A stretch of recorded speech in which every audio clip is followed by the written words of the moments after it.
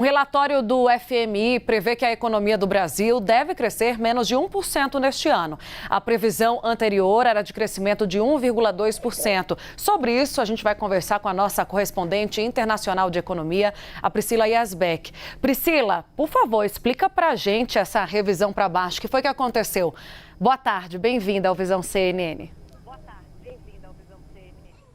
Boa tarde, Tainá. Boa tarde a todos que nos acompanham. Essa revisão aconteceu em relação ao relatório que tinha sido divulgado em janeiro. Como você disse, Tainá, então a previsão anterior era de um crescimento de 1,2%. Agora, o FMI espera que o Brasil cresça menos de 1% ou 0,9%, bem abaixo dos 2,9% de 2022 e manteve a previsão de crescimento de 1,5% para o ano que vem. Essa previsão está em linha com o que o mercado prevê também. O mercado espera um crescimento de 0,9% da economia nesse ano, de 1,44% no ano que vem, mas destoam essas previsões tanto do mercado quanto do FMI, da previsão do Banco Central, que revisou o crescimento para 1,2%, a projeção para esse ano para a economia brasileira, e também destoam da previsão do governo, do Ministério da Fazenda, que espera uma expansão de 1,6% da economia nesse ano. Inclusive, o presidente Lula disse que não concorda com as previsões pessimistas,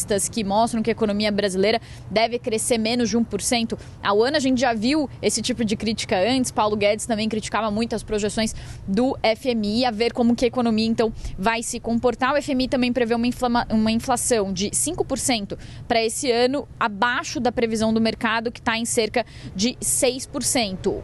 Uma das explicações para essa revisão para baixo é também a perspectiva de crescimento menor do mundo como um todo, do PIB global. O FMI cita as razões para isso, falando sobre a alta taxa de juros, que acaba enfraquecendo as economias, acaba inibindo investimentos, acaba inibindo também a concessão de empréstimos. Isso acaba fazendo as economias crescerem menos. E aí o PIB global, por exemplo, a revisão foi de 3% para 2,8% para 2023, não, de 2,8% para 2023, de 3% para 2024. As duas previsões, tanto 23 quanto 24, para o crescimento da economia global, foram revisadas em 0,1 ponto percentual para baixo e representam também uma forte desaceleração sobre os 3,4% de 2022. O FMI melhorou um pouco a previsão para os Estados Unidos, agora prevê um crescimento de 1,6% para a economia americana, ante 1,4%, mas cortou previsões para a Alemanha. Agora o FMI espera que a Alemanha tenha uma contração de 0,1% nesse ano e o Japão também cresça 1,3% ante a previsão anterior de 1,8%. Então, toda essa situação de aumento de juros e de crise bancária afeta essas projeções. Então, o FMI falou que os bancos centrais conseguiram contornar a crise bancária que aconteceu com aqueles bancos regionais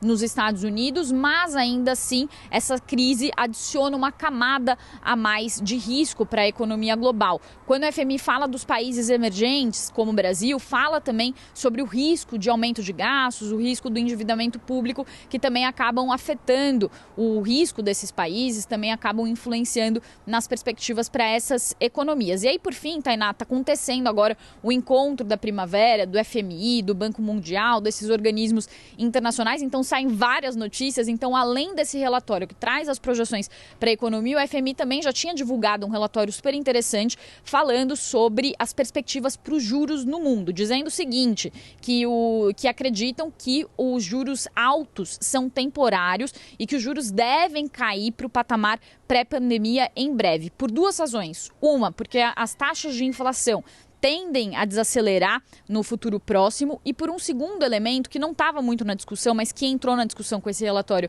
do FMI, que é o envelhecimento da população. Então o FMI diz que com as pessoas ficando mais velhas e mais idosos compondo a demografia dos países, o consumo tende a baixar, já que os idosos consomem menos. Isso tende a trazer a inflação para baixo e também deve contribuir para que as taxas de juros fiquem menores do que antes. Inclusive o FMI diz o seguinte, que A taxa neutra de juros, que é aquela que nem empurra e nem freia a economia, deve ficar abaixo de 1% nos países avançados. E destoa de economistas consagrados, como Larry Summers, que acha que a taxa neutra de juros em países avançados, como os Estados Unidos, deve ficar entre 1,5% e 2%. Então, uma visão diferente do FMI para a taxa de juros, que acha que os juros devem convergir para baixo, devem ficar abaixo do que eram antes da pandemia, falando que, inclusive, os emergentes, como o Brasil, deve ter uma taxa de juros que deve ir para ficar próxima de países emergentes, de países avançados, também citando essa questão do envelhecimento, também falando de um aumento de produtividade no Brasil. Então, mais lenha aí na fogueira da discussão sobre juros. O presidente Lula está embarcando para a China com essa discussão muito quente, tem feito várias críticas e ele ganha um argumento aí nessa história quando o FMI diz que o mundo todo deve ter juros menores daqui para frente, não tem mais motivo para juros tão altos. Volto com você, Tainá. Obrigada, com certeza esse argumento será usado, Priscila Yazbek. Vamos aguardar. A Priscila trazendo informações da economia, claro, ela joga ali no time A da economia, mas sempre traz também atualizações do que acontece na Europa.